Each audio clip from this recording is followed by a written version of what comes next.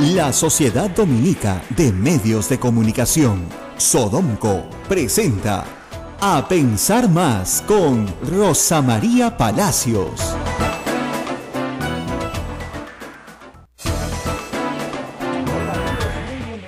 Una nueva emisión de A Pensar Más con Rosa María Palacios, hoy jueves 25 de mayo del año 2017. Rosa María, buenos días. Buenos días, amigos, nuevamente aquí, luego de 10 días fuera. Sí.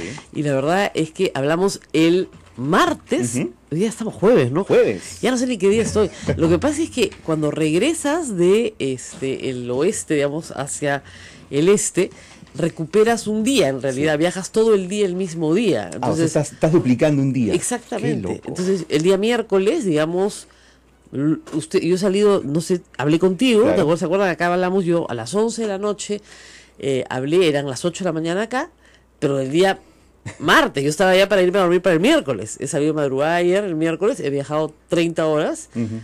Y acá estoy. Ya llegó el miércoles. Claro. No, llegué más temprano de lo que salí. Claro. De Oakland salimos a las 6 de la tarde y llegué a Santiago a las 2 de la tarde. O sea, sales más temprano, lo cual es un poco extraño para tu cuerpo, ¿no? Comienza a sentirse un poco más. Y la verdad que fue un viaje muy largo porque en total han sido 10 vuelos, 3 para ir, 3 internos y 4 para regresar. Complicadísimo. Pero una experiencia valiosa a toda la audiencia que me ha escrito, sobre todo a la audiencia que nos escucha en Australia, que es enorme, yo me quedo muy sorprendida. Hay un grupo, una comunidad peruana en Melbourne muy activa, que justamente le entregaron al ministro de Comercio Exterior un cheque, digamos, de lo que habían hecho en actividades, habían juntado como $7,000 para el norte. Y que están muy pendientes de la noticia en el Perú y que escuchan Radio Santa Rosa y que nos siguen. Hice yo una serie, hoy día prometo terminar la serie, de artículos sobre lo que estaba pasando allá, de lo que se trata. Esta es una invitación del gobierno de Australia a periodistas de toda la región, fuimos 9 periodistas, es de que no solamente conozcas el país, ¿no es cierto?, sino también las posibilidades de relación con el Perú. Y eso es lo más interesante. Y una de las más grandes formas de relación es a través de la minería. No solamente porque venga inversión minera australiana al Perú, sino porque ellos han desarrollado algo que creo que para el Perú puede ser muy interesante, que es la cantidad de proveedores que tú tienes para la minería. En Australia, el 50% de esos proveedores ya exporta. Pero no solamente la minería. Empezaron en la minería, pero exportan otras cosas a otras cadenas de producción. Entonces, por ejemplo, conocimos a los propietarios muy entusiastas de una fábrica de máquinas que hacen tubos de polietileno. Y han vendido máquinas en toda la región, compitiendo con los americanos. Materia prima. No, maquinaria. La maquinaria para hacer el tubo. Claro. Y con su una mirada muy parecida a la nuestra, que eso es lo que a mí me gusta. Es un país de migrantes, todos son migrantes. Melbourne, por ejemplo, es una ciudad muy asiática. Yo al principio sentía que estaba en Vietnam, porque era una cosa rarísima, ¿no? Y me explicaron, no, mira, acá hay 500,000 de estudiantes en Australia. Mira, los números son tan extraños, ¿no? Es un país que es del tamaño de Estados Unidos sin Alaska, ¿no? Pero tiene solo 27 millones de habitantes, tiene menos gente que el Perú. ¿Ya? Sin embargo, de esos 27 millones, 500,000 son estudiantes extranjeros que van a universidades buenísimas. Y de ese 500,000, la mitad son chinos. La mitad. Latinoamericanos hay 12,000, bastante colombiano, pero poco del resto de Latinoamérica. Entonces eso hace que las ciudades sean pues muy cosmopolitas, muy mixtas, que te encuentres comida peruana en una esquina, comida mexicana en la otra, vietnamita, coreana, china, japonesa. Ahí decía, pero ¿cuál es la comida de Australia? Entonces me decían, es la comida de cualquier parte del mundo hecha con los mejores ingredientes. ¿Ya? No, sí, no, tenían su soberbia también, y un regionalismo enorme que yo no lo sentí la primera vez que fui a Australia, porque fui a Sydney. Entonces no te das cuenta de lo regionalistas que son, pero en la primera región a la que estuve, que es la más grande, que es Western Australia, es gigantesca. O sea, para atravesar la región de un lado a otro para ir a visitar un asiento minero eran 2 horas de avión, y ahí se llegaba a esas tierras rojistas, ¿no? Claro. La gente se imagina los canguros y las tierras. Canguros hay como cancha, eso no tiene problema. Más bien poblaciones nativas sí son el 2% del total de la población. O sea, no llegan ni a 500,000 personas, muy dispersadas. Y sin embargo, antes de la llegada de los ingleses, fue la isla, digamos, toda Australia y Tasmania, la cuna de más de 200 lenguas que se han perdido a la mitad, ¿no? O sea, lo que se hizo contra los aborígenes australianos es parecido a lo que se hizo contra los aborígenes norteamericanos, ¿no? No hubo como acá mestizaje, no. Y sobre todo hubo exterminio. Y por supuesto están muy arrepentidos de todo esto, ¿no? Pero es parte de la historia. Entonces fue un viaje realmente fascinante. Los colegas latinoamericanos, como siempre, se unen. Donde haya un grupo de periodistas latinoamericanos va a haber, por supuesto, chongo, ¿no? Entonces siempre inmediatamente estuvo, la verdad se formó un grupo muy simpático, muy mezclado. Había una chica que era muy jovencita del Ecuador, que trabajaba para un diario importante del Ecuador, pero que era la corresponsal en provincias, digamos, así como la subdirectora de un diario de Panamá, que es ya veterana de muchas guerras, ¿no? Entonces éramos un grupo variado, ¿ya? Pero entre todos nos dimos una mano y la verdad es que la pasamos como grupo, digamos, muy bien, muy preguntones todos preguntones, y algunos con más especialización en la minería que yo, ¿no? Yo era más bien de afuera. Y hay muy buenas noticias que tú, por ejemplo, diste a conocer aquí el martes en Claro, ese y hoy es recién noticia aquí en Vamos Perú. a contarle, porque el martes se contó aquí que se estaba firmando la intención de negociar un tratado de libre comercio con Australia, que en calidad de primicia les di desde Australia.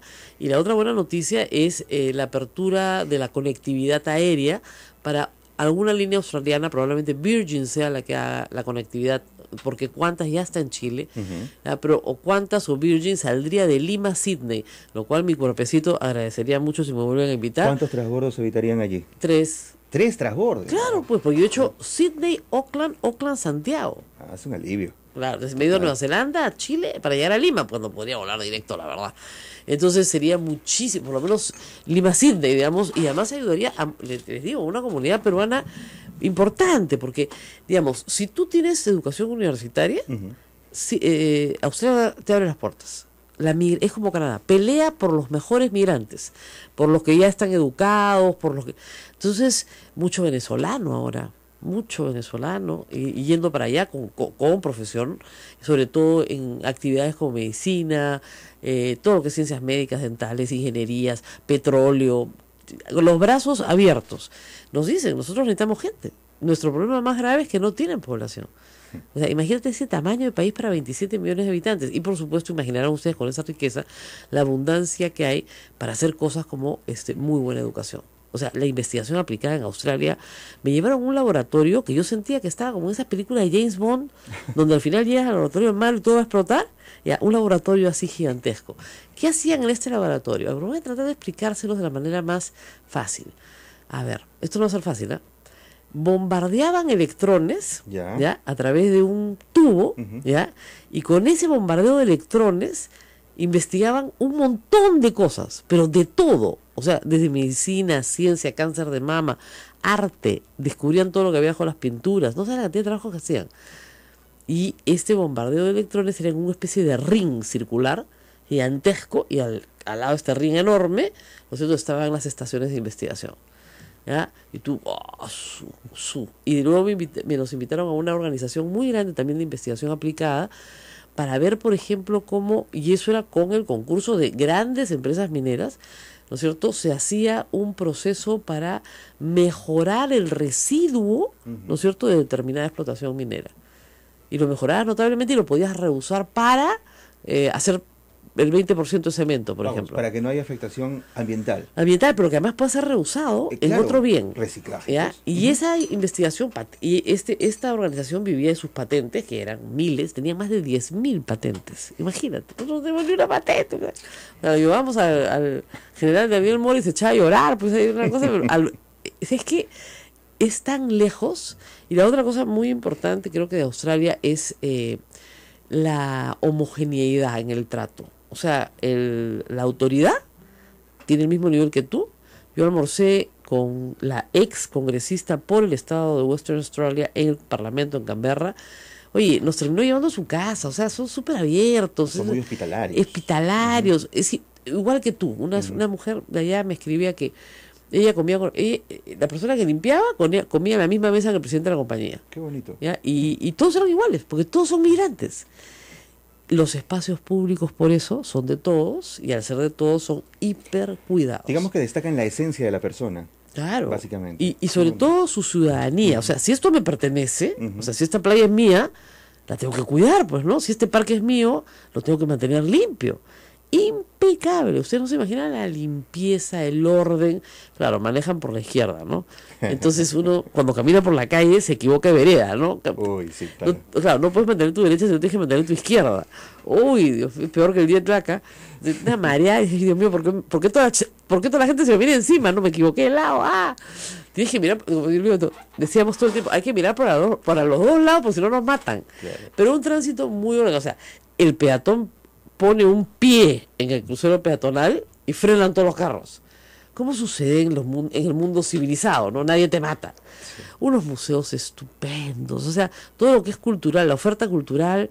Mira, estaban dando Carmen, estaban dando, había una exposición de Van Gogh, o sea, entonces acá en el fin del mundo, porque es el fin del mundo, ahí en el fin del mundo, porque hay las condiciones. Entonces, bueno, a todos les recomiendo ir, pero eso sí, tienen que tomarse como 2 días para dormir y 2 días. Cuando uno ya termina de acostumbrarse al jet lag, se tiene que venir de regreso. Claro. O sea, la primera noche que logré dormir 6 horas, al día siguiente me venía para acá y dormí 4. Probablemente te siga chocando un poco durante el día. Sí, por eso voy a decir tonterías todo el día, o sea, no se asusten. Ahora, pero pasó una cosa fascinante. El ministro Vizcarra estaba anunciado para ir el día martes a Melbourne, porque cuando hablamos justamente al encuentro latinoamericano, australiano, es un encuentro lo hace el Consejo, digamos, Empresarial Americano-Australiano, que es una institución privada que se llama ALABAC. Imagínense ustedes, una especie de CONFIEP, pero para la relación con América Latina. Y, gente, el tema de este año era infraestructura. Entonces era gente, inversionistas interesados en invertir en infraestructura, ver qué estaba pasando en América Latina. Y los ministros o autoridades de los distintos países, obviamente compitiendo por vender su país, cada uno lo mejor que pudo. Igual pasó la semana anterior en minería, en un evento que se llama Latin America Down Under, de minería, pero este era en Perth. Ahora, hay que decirlo, nuestro viceministro Lavó se bandió solito, y todas las delegaciones iban 4 o 5 personas, ¿no? Ponían su stand, repartían sus brochures. Ya. El ministro él mismo era, el viceministro, él repartía su brochure, sus disquetes, su no sé qué cosa, hablaba, dirigía la orquesta. Y yo le pregunté, ¿pero por qué no te acompañan 2 o 3 personas más? ¿Saben cuál fue la respuesta? Porque si se publica la resolución del peruano de que vienen 4 personas, ¿ya? En el Congreso lo matan al ministro. Entonces, de verdad, señores congresistas, da vergüenza ajena, porque eso es hacer obstrucción a la promoción del comercio peruano. ¿Ya? Ahora, lo hizo estupendamente bien, todo el mundo coincidió en que era el que mejor habló y todo, pero tienes que competir contra un chileno que llega con 5 o 6, hasta el paraguayo tenía más trupé, ¿ya? Y no es, ustedes dirán, bueno, se van a pasear. No, nadie se va a pasear, no sales de un hotel donde estás encerrado el día entero dando entrevistas a gente como nosotros y otros más, porque estaba toda la prensa latinoamericana. ¿Ya? Entonces, no, mira, ¿sabes qué? No es ningún paseo.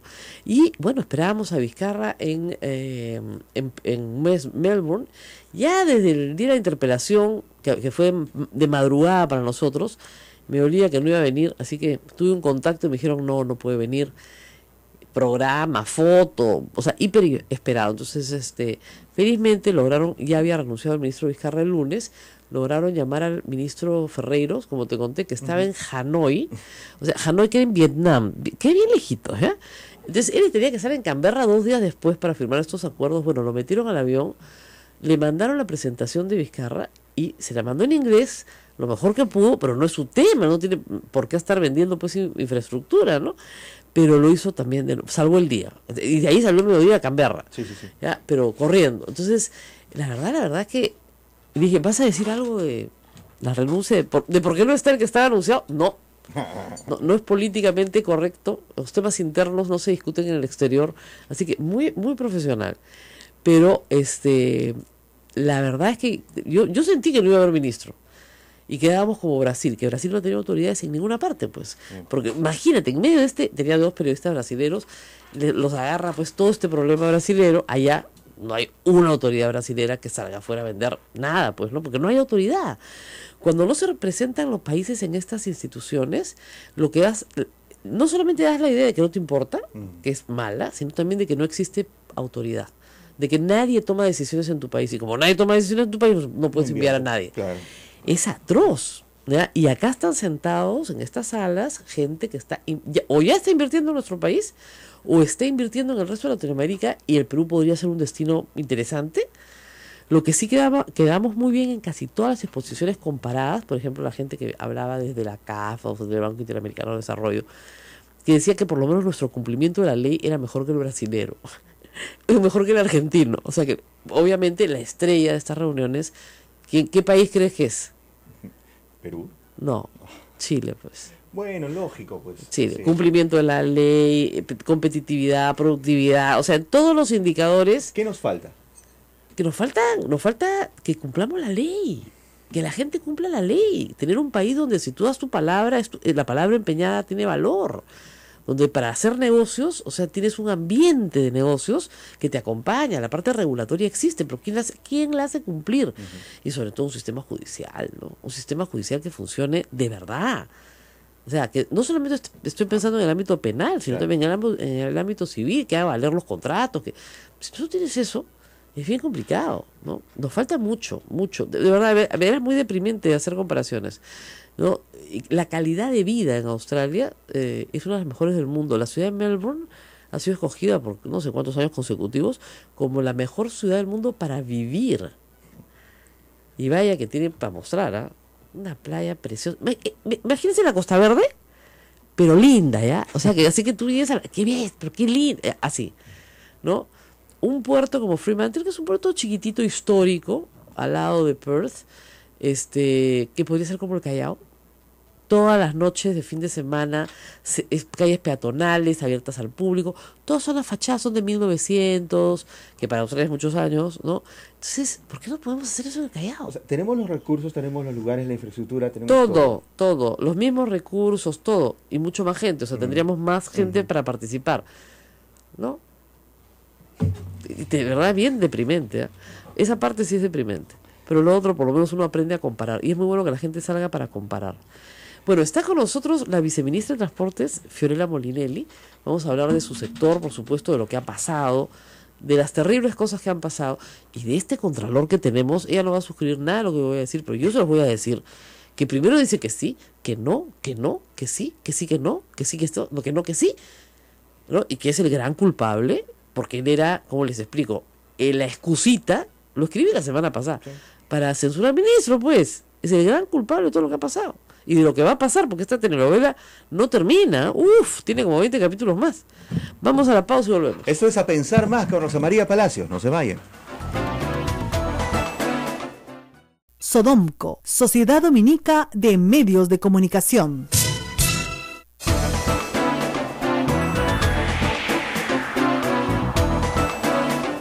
Esta es la Sociedad Dominica de Medios de Comunicación que presenta A Pensar Más con Rosa María Palacios en las emisoras de Sodomco, Radio Santa Rosa Lima, Radio Santo Domingo Chimbote, Radio San Martín Arequipa y Radio Veritas RTV en Cusco. En vivo también con nuestras emisoras Radio Cepagua Ucayali, Radio Quillabamba La Convención y Radio Madre de Dios en Puerto Maldonado. Bueno, yo estaba en Australia cuando el ministro renuncia el domingo en la noche. Y les aviso a todos, bueno, ya no tengo ministro. Y una reacción de una latinoamericana me dice, ese es un país latinoamericano. ¿Ya? Pero bueno, vamos un poco al cuento. El caso es, digamos, yo no es que tenga bola de cristal, pero si ustedes leen lo que he escrito la semana pasada, les conté lo que iba a pasar. Es decir, el informe del Contralor iba a ser un informe devastador, con nombre propio, contra el ministro Vizcarra, su viceministra y otros funcionarios de Proinversión y del ministerio. Es decir, le iba a dar una especie de pistola humeante al Congreso para que simplemente ejecuten al ministro. ¿Por qué hace esto el Contralor? Por una razón política, no técnica. Eso hay que entenderlo bien. Los 72 votos del fujimorismo pueden votar al Contralor mañana. ¿Ya? Mañana. Entonces, el Contralor es un rehén del fujimorismo. Eso es lo que nadie quiere entender. Y va a hacer lo que el fujimorismo quiera o lo que él crea, y ni siquiera se lo tienen que pedir, que el fujimorismo quiere. Así es fácil, ni siquiera se lo tienen que pedir. Porque lo único que quiere, siendo un funcionario de carrera, lamentablemente hay funcionarios así, es mantenerse en el puestito máximo de Contralor por el resto del tiempo posible, es decir, por el periodo de 5 años. Acuérdense que ahí lo eligen en el último año de Humala. Lo primero que hace cuando gana el fujimorismo es ofrecerle el puestito de trabajo a Juan José Díaz Dios. Que ustedes recordarán acá que él me escribía por Twitter de qué delito me acusa. Y le dije, yo no lo acuso de ningún delito, yo lo acuso de ser un conchudo. Y renunció esa misma tarde, por lo menos tuvo un poco de vergüenza, porque eso se hacía para congraciarse, mandó 12 proyectos de ley, o sea, una actividad pues histérica para que los congresistas no lo sacaran. Y los congresistas no lo iban a sacar. Pero de ahí nace pues una relación con el fujimorismo. Ese contralor, y yo he visto la carta del contralor al Ministerio de Transportes y Comunicaciones, y en particular a mi viceministra, que no me va a dejar mentir, ese contralor le ordena a la viceministra renegociar el contrato de Chinchero. Está en blanco y negro, le dice, usted renegocie. Ese contrato es bueno, pero renegocia, ¿qué? El término del endeudamiento. Eso está en blanco y negro. Eso, por supuesto, no figura en su informe final.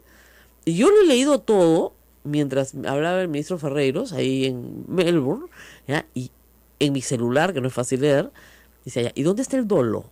Para acusar a alguien del delito tiene que haber dolo. Dolo quiere decir yo quiero robarle al Estado.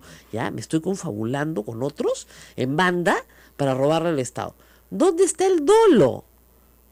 Página, dolo, nada. Debió, podría, tendría, todo condicional. Oye, ¿dónde está el dolo? ¿Y cuál va a ser el titular? Contraloría recomienda acusar penalmente a tantos funcionarios. Porque obviamente el titular va a ser ese. Lo que no dice es que ese papelucho que ha hecho la Contraloría no tiene nada que indique que hubo una actividad dolosa por parte del ministro y los demás funcionarios. ¡Nada! ¿Dónde está el dolo? El señor Contralor los manda a renegociar, los manda el Contralor en blanco y negro. Ellos renegocian. Y ahora no le gusta la renegociación. Entonces que lo negocie él, pues. Porque entonces todos los funcionarios públicos del país están sujetos a que si no le gusta de una manera absolutamente subjetiva, entonces se van a un proceso penal que obviamente se va a archivar en la fiscalía, pero te demora 2 años y tienes que tener un penalista al lado para que te defienda. Entonces, pregunta, ¿quién quiere ser funcionario público en el Perú hoy? Y no sobra el fujimorismo, por cierto, ¿no? Bien tranca, ¿no? Bueno, está con nosotros la viceministra Molinelli, que se estaba riendo mientras yo contaba el cuento, pero se los tengo que hacer sencillo porque si no la gente se confunde. Sí. Hola, Rosa María, buenos días. ¿He mentido en algo? Lo has contado bastante bien. En verdad, ha sido un trabajo que desde el año pasado nosotros asumimos en coordinación con la Contraloría. Tú sabes que el tema de los megaproyectos era un tema que venía desde el plan de gobierno. El tema de Chinchero estaba en plan de gobierno, como un tema de destrabar. Yo fui una de las principales interesadas en buscar el Contralor para interpretar bien el contrato. O sea, la transparencia como funcionaria pública estuvo puesta desde el inicio. Me acerqué al Contralor, me puso a un equipo de acompañamiento para darle una lectura correcta al contrato. Y después, como resultado de ese acompañamiento, emite esta carta que tú muy bien has mencionado, que es una carta que él mismo firma, que yo siempre digo, no es que o sea, mañana él no puede decir, uy, el funcionario se equivocó en su apreciación. No, él mismo la firma y en donde me dice 2 cosas concretas. Me confirma la generalidad del contrato respecto a la tasa de interés, que no se le había puesto límite. Y el segundo tema es que me manda, como tú dices, a negociar. Negocia, que a negociar. Yo lo he visto hace tiempo. Y ese va a ser yo le pregunté a la ministra hace muchas semanas, ¿por qué han renegociado?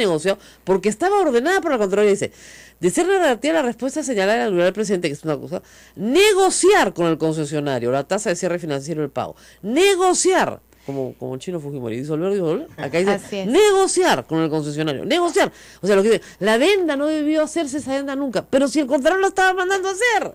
Y además... Negocie usted, le dice, negocie. No le dicen qué término, o sea, no le dicen, sácame tanto, dame tanto, me reduce los años de concesión. No, le dicen, negocie. Sí, recomendación. Sí, negocie. Eso es todo lo que tenía que hacer. Ya, pues negociaron. Sacan una nueva venda, ya con la tasa de interés, no sé qué. Claro, que el Estado tenía que asumir una parte, el 80%, ¿verdad? Todos presos. Oye, tienes que estar loco, de verdad. Ahora, mi pregunta es desde la distancia, ¿por qué renunció el ministro? Bueno, el ministro ha tratado de ser consecuente con lo que él mismo señaló dentro de todo este periodo de renegociación. Él lo que prometió es que no iba a regresar al contrato original, lógico, que tenía una serie de falencias. Y ahí me permites recalcar un tema bien importante, que es, si bien es cierto el Contralor ha sido elegido en el gobierno anterior, él ya había sido vicecontralor. Claro, pues un funcionario de carrera. Desde el 2014 veníamos escuchando un silencio absoluto respecto a este contrato. Entonces yo personalmente le he pedido al Contralor que él y sus funcionarios también se involucren en este mismo informe por haber omitido su función de supervisión respecto a las observaciones que en el 2014 hicieron en relación a que no se había puesto fecha límite al cierre financiero y a la tasa de interés. Omisión de funciones es un delito, ¿no? Bien penado, por si acaso. Bueno, entonces sin amenazar a nadie, pero diciendo la verdad, vamos al tema de esta como telenovela que va a seguir. La ministra ha renunciado, pero su renuncia todavía no ha sido aceptada, por lo tanto sigue siendo viceministra. Y su nuevo ministro es Bruno Yufra, que ya ha estado en el Estado y ha logrado hablar con él todavía. Todavía no hemos hablado, hemos chateado. Chateado nomás, pero todavía hay que conversar. ¿Por qué? Porque hay varios problemas. El primer problema es que el ministro señaló que se iba a resolver este contrato. El Perú no ha resuelto unilateralmente un contrato desde los 90s, ¿ok? Entonces, la visión en el extranjero es que ahora el gobierno resuelve unilateralmente contratos, cosa que nunca había pasado. Uno de los méritos del Perú era que que cumplía con su palabra. Entonces ahora no cumple con su palabra. Muy bien. 2, resolver un contrato, señores, no se hace porque, ya no quiero y me voy. No. Dura muchos meses y hasta años en un periodo de, si no hay negociación directa, te vas al arbitraje, esto se va al CIADI, y el CIADI va a establecer de aquí a 2 años o 3, con peritos y todo, cuántos millones de dólares hay que pagarle al concesionario. Millones de millones. Se calcula por lo menos unos 40 millones de dólares. Como penalidad. Sí, por no haber hecho nada. Claro. Eso se llama no cumplir con tu palabra. Yo no sé qué lógica pueda tener eso, pero en fin, por eso no entiendo por qué el ministro quería resolver el contrato. Sí. Todo el mundo, bueno, hay mucha gente que pretende ser general después de dar la batalla, ¿no? Lógico, y entiendo la presión. El tema, como tú bien has señalado, el tema de la seguridad jurídica a las inversiones es importantísimo respecto a nuestra credibilidad país. Y en esa línea, yo he venido sustentando que el tema de la caducidad es un tema bastante delicado, que hay que analizar, hay que tomarse un tiempito para analizarlo. Sobre todo cuando nos referimos a la caducidad de manera unilateral. Lógico. Porque de acuerdo al contrato, eso debe estar sustentado en el interés público. Y el Tribunal Constitucional ya se ha pronunciado respecto al que el concepto de interés público es un concepto etéreo, genérico. Claro. Entonces, la pregunta es, se la devuelvo al Congreso, ¿el Congreso estaría dispuesto a sacar una ley diciendo que es de interés público caducar chinchero? ¿Consejo de Ministros lo va a hacer? ¿Contraloría lo va a hacer? ¿O lo tienen que hacer 3 funcionarios que frente a un arbitraje más adelante a futuro tendrían que asumir los costos que ello implicaría? Vamos a suponer que el tribunal arbitral pues le reconoce a la empresa en un arbitraje pues que tiene que recuperar 100 millones de dólares o 40 millones de dólares. Y eso lo firmaron 3 funcionarios. ¿No? Entonces... Que tienes toda la razón. Además, con este contralor, ¿qué funcionario va a querer firmar una resolución que diga, bueno, por la presente resolución se resuelve el contrato? ¿Qué funcionario? Yo me muero de miedo, te crucifican. Esa es la razón por la que el gobierno de Humala no resolvió el contrato. Claro. O sea, podían haberlo hecho si estaban tan convencidos. Entonces, claro, ¿por qué no se resolvió? Porque el Contralor en esta misma carta donde me manda a negociar habla de la generalidad del contrato y no me manda a caducar. Esa es la respuesta. La respuesta es que el interés público no es un concepto fácil de justificar. Y la segunda pregunta es quién la justifica. Claro. ¿No? Entonces, ese es un tema que tendrán que analizarlo con mucho cuidado. Vamos a ir a la segunda parte, porque escúchenme, en Cusco no es que la gente esté precisamente feliz. Hay un paro, ¿no es cierto?, de 30 días para el día 30 de mayo indefinido, no tiene plazo. Y en medio de esto, el ministro Fernando Zavala, por fin, no, disculpen ya, pero por fin, ¿no? Dijo, no me maltraten, por favor. Así, tímido, y ya saltaron los funcionarios. No, es un mentiroso. O sea, a estos señores del Congreso, ni con el pétalo de una rosa. Pero ellos sí te chancan a Saavedra, te chancan a Vizcarra, vienen por Basombrío, te paran las leyes, te sacan leyes espantosas, te derogan los decretos legislativos. Nosotros no somos obstruccionistas. Es muy gracioso. Miren, yo me reía carcajadas en Sydney viendo los tweets de Luz Salgado. Por el amor de Dios. ¡Ay, la renuncia de Vizcarra es un duro golpe para el país! ¿Qué?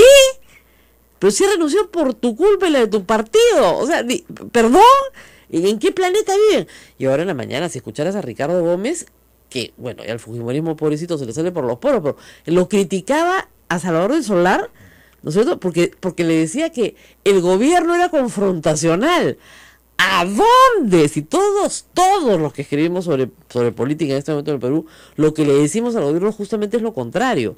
Por echados, por andarle regalando la Defensoría del Pueblo desde el primer día, por andarle regalando una serie de funcionarios públicos al fujimorismo, ¿no es cierto? Por no haber defendido a Saavedra como debió hacerse con la cuestión de confianza, y hoy día están como están. Entonces, por eso digo, Fernando Zavala, por fin, dijo, por favor, no nos sigan atacando. Una cosa es fiscalizar y otra cosa es obstruir, ¿no? Pero obviamente. Y deberían defender a Basombrío bastante mejor de lo que han hecho con los dos anteriores. Patricia García, que también está en la lista. Está en la lista hace tiempo, está pedidita, pero han decidido que ya mucho ya. Entonces primero van a volarse a Basombrío esta semana. Entonces, ¿qué cosas creen? Que nadie se da cuenta. Además, perdónenme, termina esta historia, inmediatamente, lo que yo les dije, van a inhabilitar a Vizcarra, porque le han pedido su renuncia como vicepresidente. ¿Para qué? A ver, para la vacancia, pues, de PPK. Es que, de verdad, ¿quién es acá el confrontacional? La bancada fujimorista se quiere tirar al presidente de la República. Qué feo suena, ¿no? Bueno, pero en fin, buscaré un mejor gobierno otro día que no tenga jet lag. Pero eso es lo que quiere bajárselo. Quiere vacarlo. Si saca al primer vicepresidente de Mechita, se la sacan en un 2x3. Y el presidente lo declaran senil. Y ya está. Necesitan 88 votos. Tienen 72.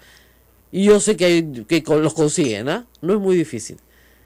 Y Luz Salgado presidenta. Pero se las vengo contando desde octubre. Y todo lo que les digo se va cumpliendo.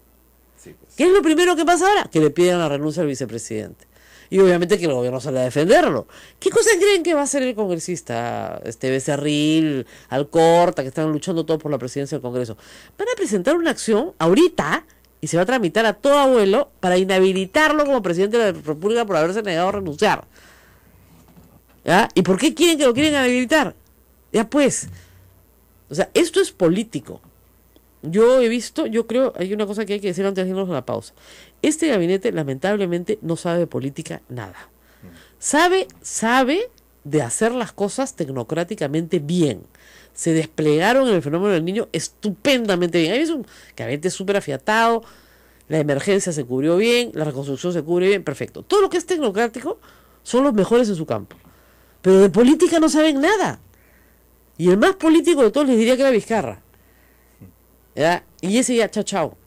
Y después viene Basombrío. ¿A quiénes están votando? A los que tienen habilidades políticas. A Nieto se lo vuelan en una. Pero espérense nomás, no es que sea boca sapo, pero están dejando a los tecnócratas y están votando a todos los que tienen habilidades políticas. Bueno, nos vamos a la pausa y regresamos. Volvemos. Esto es A Pensar Más con Rosa María Palacios en las emisoras de la Sociedad Dominica de Medios de Comunicación. Sodomco, Sociedad Dominica de Medios de Comunicación. Recuerden, amigos, que tenemos un canal en YouTube en donde se encuentran todos los programas de A Pensar Más con Rosa María Palacios, además de las actividades de la Sociedad Dominica de Medios de Comunicación. Rosa María. Vamos a hablar un poquito más de lo que va a pasar en el Cusco. Paro.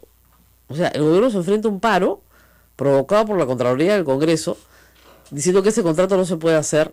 Ahora, el problema, ministra, es que el mismo ministro Vizcarra dijo que el contrato no va, pues. Si él hubiera insistido hasta el final con que el contrato sí va, de repente pues no estábamos en esta situación.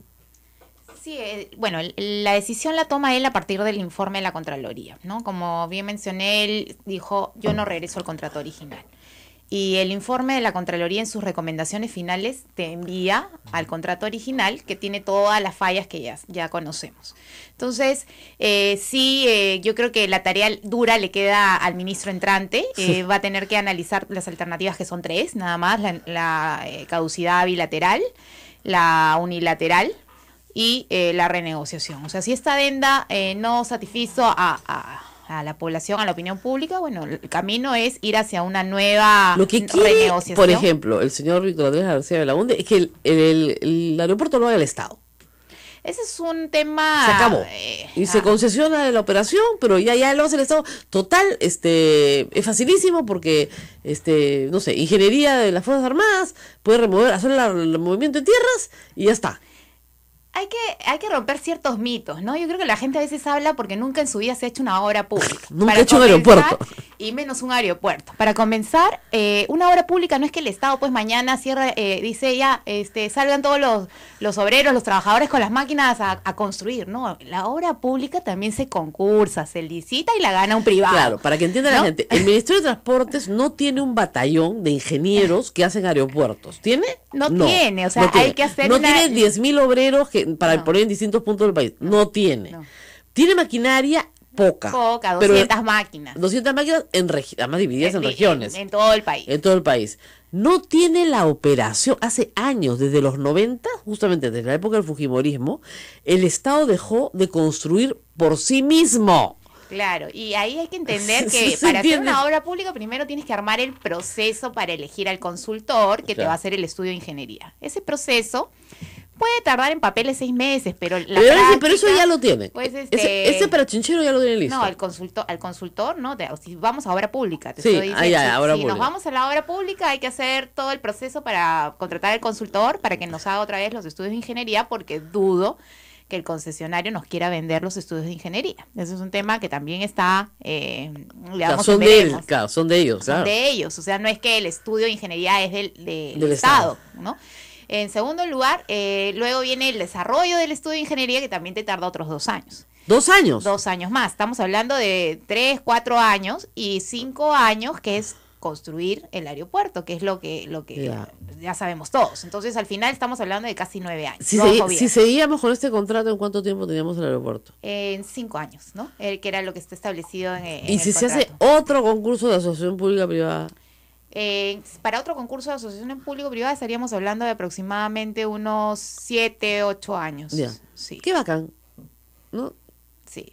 Bueno, que se hagan responsables, ¿no? O sea, yo creo que la Contraloría y el Congreso tienen que hacerse responsables. Y lo que yo he señalado claramente es, comparemos números. O sea, claro, cuando comparemos los números, yo dudo que el aeropuerto salga costando lo que iba a costar. Porque lo que nosotros hicimos en esta adenda, que en realidad era sustraenda, era restarle todos los intereses. Claro, el Estado asumía los intereses y lo ha confirmado con su comunicado. O sea, no es el MTC solamente, sino claro, los funcionarios. Bueno, también están acusando a los funcionarios de Economía y Finanzas, también van acusados, ¿ya? Pero, digamos, el tema es el siguiente, para que la gente entienda esto.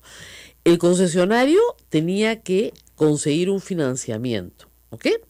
Ese financiamiento tenía que haber tenido un precio, porque prestarte plata tiene un costo, ¿ya? Eso tenía que estar en el contrato primero, no lo pusieron.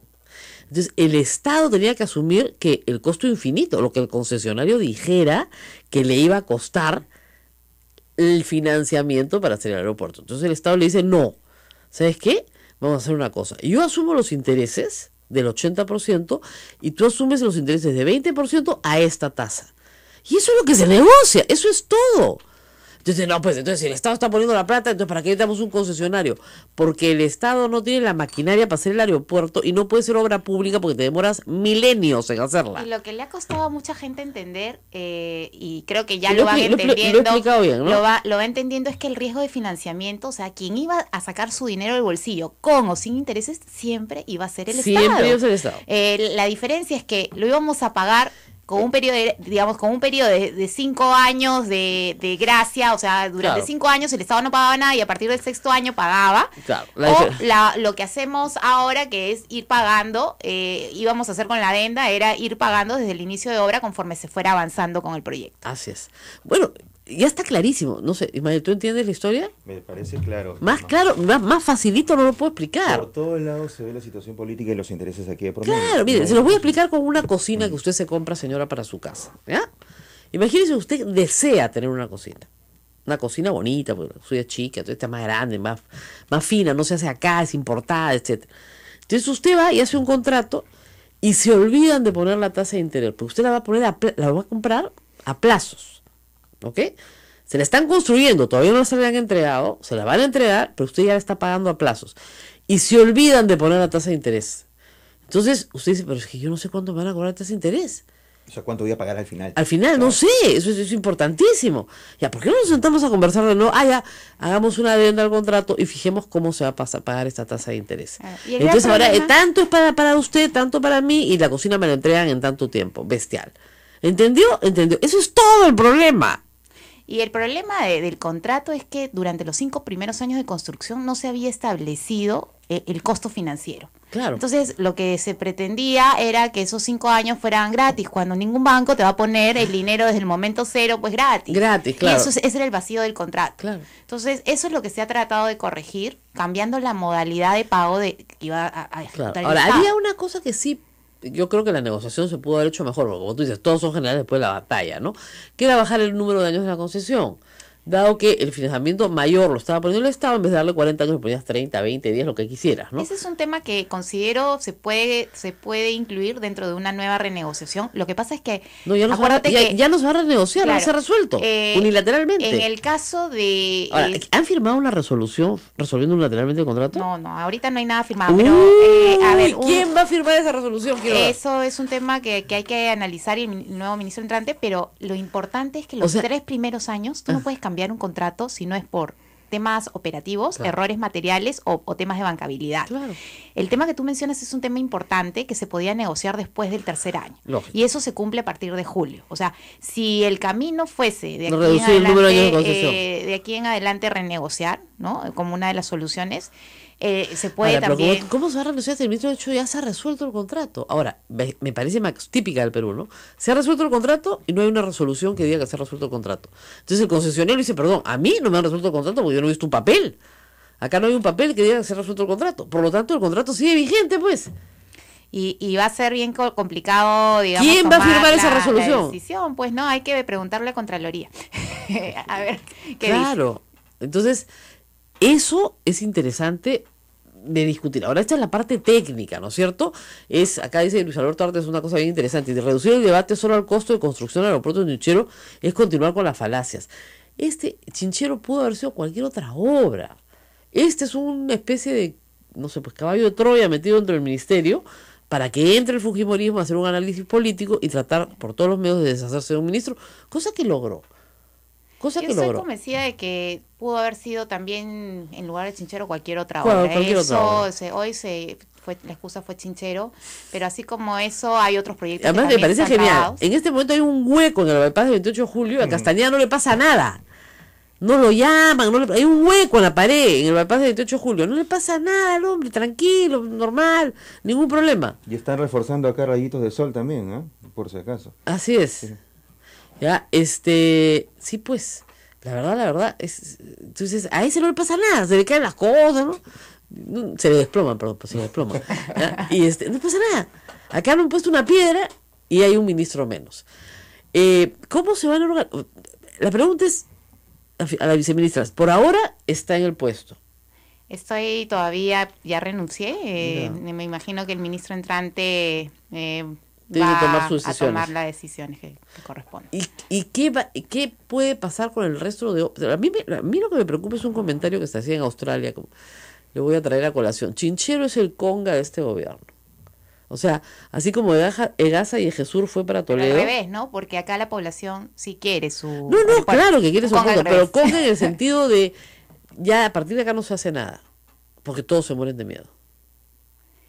Ese va a ser un tema complejo porque yo creo que este es un precedente, marca un precedente generando una bomba pues en el tema de las inversiones, ¿no? Claro. Yo me pregunto qué funcionario público va a querer cerrar LAP, ¿no? Viene Jorge Chávez, tenemos que continuar con la línea 2 del metro y hay decisiones complejas que tomar. Claro, por ejemplo, entonces, si el funcionario público encima tiene que tomar decisiones de alto riesgo y encima tiene la Contraloría y le quitas el derecho de defensa... no sé, además, lo más gracioso, discúlpeme, ¿no? Entre paréntesis, con todo respeto al señor Contralor, ¿no? Montar un show sobre que lo quieren matar es ridículo. Discúlpeme. ¿Ya?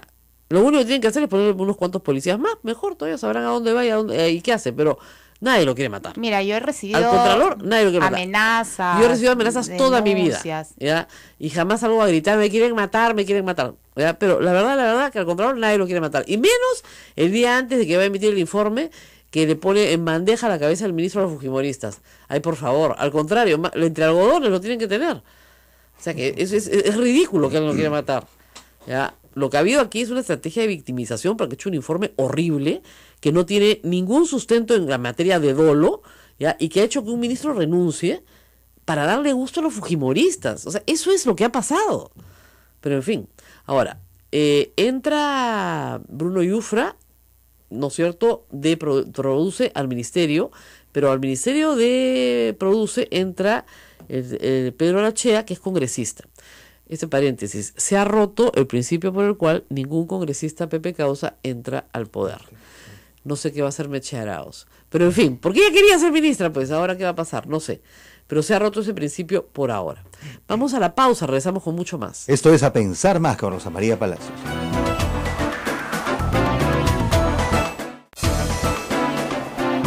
Último bloque, eso es A Pensar Más. Estamos con Rosa María Palacios y la viceministra de Transportes y Comunicaciones, Fiorella Molinelli. Acá hay bastantes comentarios sobre el copamiento de las instituciones de Estado, ¿no? Pero en fin, vamos a dejar eso para preguntarle a la viceministra qué va a hacer después. ¿Cuántos años tiene trabajando en el sector público? 20 años. Y, 20 años. He trabajado en varias instituciones, en OCIPTEL 8 años, en OCINERMIN otros 8 años, en Indecopi, en el Ministerio de Economía y Finanzas. Su formación básica es como economista. Soy economista. Pero después se ha dedicado a infraestructura. Me he dedicado siempre a infraestructura, telecomunicaciones, energía, minería y ahora en transportes. 20 años. ¿En esos 20 años ha tenido procesos penales? Nunca he tenido ni siquiera una falta administrativa. Ni falta administrativa y mucho menos delito penal, ¿no? Ese es un tema que a mí me sorprende y es lo que me lleva a pensar, después de haber leído el informe de manera cuidadosa, que es un informe netamente político, sin sustento técnico y legal. Muy bien. Ahora que tiene que defenderse, porque esto se diría fiscalía, el Estado tiene que ponerle la defensa. Y ayer en el Congreso han aprobado comisión investigadora. Tenemos ya una fiesta para los siguientes 2 años. Sí, claro. Eso es, ¿ya? Ahora, no sé si ustedes han entendido el tema del contrato o no. Es bien fácil de entender, ¿eh? Pero en fin. Parece que en el Congreso no asistieron los señores congresistas a la hora de que se les explicaba. Bueno, el día que nos tocó, el ministro Vizcarra le tocó ir al Congreso, sí sorprendió la poca cantidad de congresistas que estaban presentes, ¿no? Yo tenía la expectativa de que la galería iba a estar llena, claro, que nos iban a escuchar por 4ª vez y que íbamos a poder convencer y hacer entender el esfuerzo que hemos hecho por sacar adelante un contrato que no es nuestro, es del gobierno anterior, y que, como te digo, más que una adenda, para mí ha sido una sustraenda. O sea, nosotros hemos quitado todo interés para quitarle cualquier telón de duda, de oscuridad respecto a que la propuesta, pues, temeraria de la empresa podría haber sido compensada pues con el pago de intereses exorbitantes que iban directamente a los bancos. Bueno, que eso es lo que decía el señor Víctor Andrés García Belaúnde, ¿eh? De eso los acusaba. Bueno, pero ya me alegra que después de la 4ª vez, tú sabes que estaba escuchando el programa, un programa de televisión donde ya el congresista García Belaúnde reconoce que el contrato es un mal contrato porque no tiene cierre financiero y tasa de interés, y ni tope a la tasa de interés, y para mí eso es un avance, ¿no? Porque hemos escuchado tantas versiones, pero ese punto que he escuchado hace unos días me pareció bastante coherente con lo que venimos expresando durante todo este tiempo. Muy bien, entonces mi pregunta es, se van los ministros políticos, viene un ministro que es técnico. Más o menos, ¿en cuánto tiempo creen ustedes que se lo almuerzan? Pero más que eso, Rosa María, yo creo que a veces... Ese es mi amigo, ¿cómo lo pueden maltratar así? Lo que hay que contar es, a ver, tú tienes el tema de la continuidad... En tu caso también, o sea, el caso de los ministros y viceministros actuales, ¿no creen que han sido demasiado técnicos? O sea, saben su tema, lo defienden bien el contrato, perfecto, pero se enfrentan a una realidad que los sobrepasa. 72 congresistas fujimoristas que están buscando la vacancia del presidente de la República. Es difícil gobernar con una oposición fuerte, digamos, una oposición bastante dura. ¿Hay coordinación? ¿Ha habido coordinación? Por lo menos en mi caso, yo recibo casi a diario a todos los congresistas, independientemente de qué partido, de qué bancada sean, todos tienen la misma atención, no ha habido diferencias de trato. Lo que pasa es que cuando van a la entidad, digamos, tienen una actitud que es totalmente distinta a la que ellos tienen cuando están frente a cámaras. Entonces, ahí hay una complejidad que uno no sabe cómo entender, ¿no? Y de repente los amigos después, después de lo que dicen en voz alta, ya en el Congreso, vienen a tu lado y te dicen, uy, no mates al mensajero, ¿no? Entonces, te deja una clara desazón de que no existe una coherencia en sus vidas respecto a lo que piensan y a lo que finalmente terminan diciendo, ¿no? Eso es clásica en la política. Entonces, no es personal. ¿Cómo no es personal? Me estás metiendo presa. Yo no me imagino nada más personal que ir preso, ¿no? Volver a comenzar dentro de un ministerio es complicado, ¿no? Para poder comenzar a conocer un ministerio como este, que es un mega ministerio. La tarea, no la vas a aprender en un día. Conocer a la gente, conocer las tareas, conocer los problemas y meterte al detalle te tarda no menos de 6 meses. Y eso lo sabemos todos los que hemos estado en gestión pública. Y ese es el costo para el país, ¿no? 6 meses de retraso, de aprendizaje para poder tomar decisiones. En una economía que viene teniendo una serie de atrasos respecto al despliegue de inversión privada, son 13 meses donde la inversión privada viene frenándose. Entonces, la pregunta es, ¿tenemos que esperar 6 meses más? Lo que sucede es que si el presidente Kuczynski maneja la economía bien, va a recuperar algo más de popularidad. Y eso es algo que el fujimorismo no puede permitir. Porque tú no puedes vacar a un presidente popular. Tienes que hacerlo muy impopular. Entonces, parte de la estrategia es volverlo impopular. Lo que pasa es que con los desbordes y con todo el problema de los ríos, etcétera, entonces el gabinete y el presidente se recuperaron popularidad porque hicieron las cosas bien. ¿Cómo haces para quitarle popularidad? Haciendo lo que ha pasado con Chincheros. O sea, primero acusándolos a todos de haberse coludido para beneficiar al concesionario, cosa que no es cierta. En ese informe, por lo menos, yo no encuentro dolo por ninguna parte, no se lo he buscado con lupa. La actitud dolosa, la ministra, viceministra, que se reúne, ¿no? Hace reuniones de confabulación, con algo. No está, por ninguna parte. Entonces tú dices, bueno, entonces, ¿dónde está el problema? El problema es político. Lo ha sido siempre y lo será siempre. Y el problema es que nuestros ministros y nuestra tecnocracia no es política. Ahora, yo espero que el ministro Vizcarra, exministro ahora, que sí es político, por supuesto siga siendo vicepresidente, y Kenji Fujimori lo apoya por Twitter, lo cual ya es la locura. Y a mí lo que me dijo una congresista es me acusaba de haberme reunido con la hermana del premier, ¿no? Y eso es un tema que a mí me interesa aclarar. Mira, si yo hubiera tenido un tema que ocultar, me hubiera ido pues a la casa del mismo premier a reunirme con la hermana. Claro. Pero como aquí las cosas se hacen transparentes y a todos se les trata por igual, no me voy a un chifa. Claro. Me reúno en el ministerio y se registra a todos. Claro. Nadie tiene corona. Ahora, dicen que... No voy a ser tan tonta, pues. Careta se está comentando que el Contralor fue a buscar al ministro esta semana, el lunes. Sí, he estado leyendo... fue pedirle tregua, cosa que me parece totalmente... ¡Tregua! Pero él se fue a la guerra. Totalmente desproporcionado, cruzó las líneas enemigas y fue a pedir con una guerra de paz. ¿Qué tregua? Ni qué ocho cuartos, ¿cómo que tregua? ¿No? Y ese es un tema que creo que... Bueno, deja a la luz, pues, cuál es su forma de actuar, ¿no? Las carencias que tiene el sector público, que es terrible. Tú me preguntabas por qué Australia le va tan bien, otros tan mal. Allá también tienen problemas políticos, no creas, algún día les cuento, pero no estos, pues. Ese es el tema. ¿Sabes lo que se discute? ¿Cuánto más de gasto social hay en el presupuesto público? Si el presupuesto es muy liberal o muy conservador. Claro. Ese es el tipo de discusión. Allá no hay discusiones por deseo de poder, por ambiciones. No, por esas estupideces como que Fernando Zavala dice, por favor, una cosa es fiscalizar y otra cosa es obstruir. Mentiroso es la respuesta. Ya, ¿ese es un debate? Eso no es un debate, eso es un intercambio de insultos. Lo que te están diciendo, señor Galarreta, Becerril, Alcorta y compañía, y Salaverry, etcétera, todos los que quieren ser presidentes del Congreso, es que están haciéndole daño al país. El señor Vizcarra se va a su casa, va a ser siendo vicepresidente, el señor Molinés se va a su casa. Yo me voy feliz porque tengo, además ser funcionaria pública, tengo 3 hijos, a los que he venido sacrificando durante todo este tiempo, son pequeños, una tiene 15, la otra tiene 10 años y el último 5. No. Entonces, uno, por amor al país, sacrifica, digamos, todo el esfuerzo, compromiso y deja de lado a la familia, ¿no? Entonces, yo creo que es un momento para mí importante para volverme a oxigenar y compartir con ellos lo que he dejado de hacer durante estos años. Pero el problema no es ese. O sea, yo estoy seguro que usted y el señor Vizcarra van a estar muy felices con sus familias y todo lo demás, pero tenemos un país que manejar. Y el país está en este momento en una situación en la cual económicamente está desacelerado muy desacelerado, la inversión privada no está entrando porque no tiene seguridad jurídica. ¿Y qué seguridad jurídica va a tener si le dicen por televisión que se ha resuelto el contrato y no sale ni siquiera la resolución que resuelve el contrato? O sea, renuncia el ministro, resuelve el contrato, entonces se hace por televisión y no se hace el documento que resuelve el contrato. Por lo cual el concesionario sigue siendo, disculpen, sigue siendo concesionario. El Cusco tranquilo, porque el señor no lo han resuelto. Cuando lo resueltan, etcétera. Abuso de poder, ha dicho el señor ministro, y tiene toda la razón. Se ha demorado 10 meses en decirlo. Lo tenía atracado en la garganta y por fin lo dijo. Ha debido decirlo hace 6, ¿no?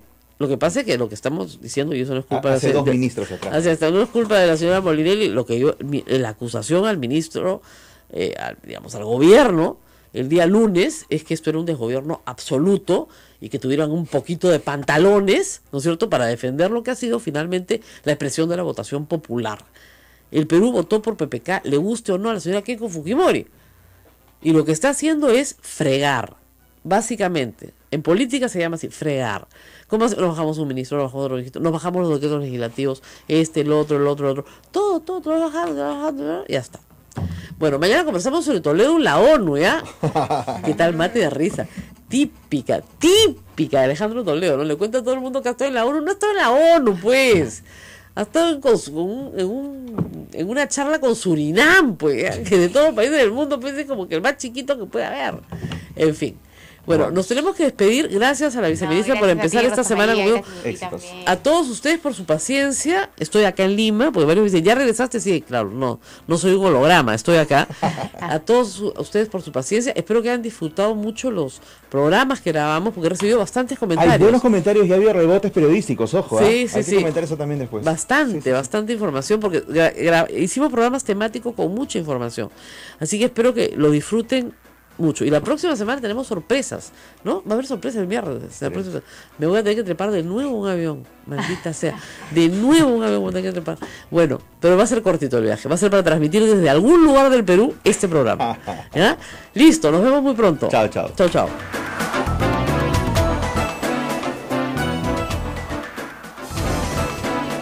Hasta aquí, A Pensar Más con Rosa María Palacios. Este programa fue producido por la Sociedad Dominica de Medios de Comunicación, Sodomco.